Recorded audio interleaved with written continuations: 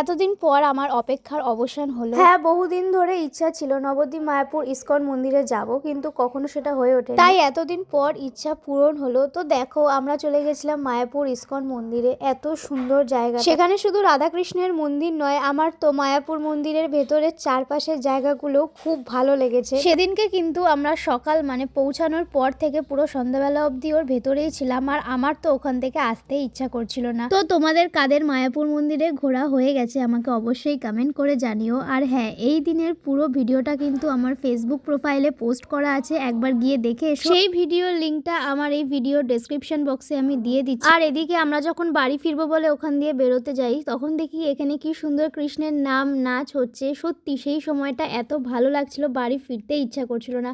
আমরাও সেখানে কিছুক্ষণ সময় কাটাই, আর এখানে দেখো ওদের সাথে নাচও করেছি। এই ভিডিওটা যারা যারা দেখলে আর এখনো লাইক করনি, অবশ্যই কিন্তু লাইক করে দিও। বাই।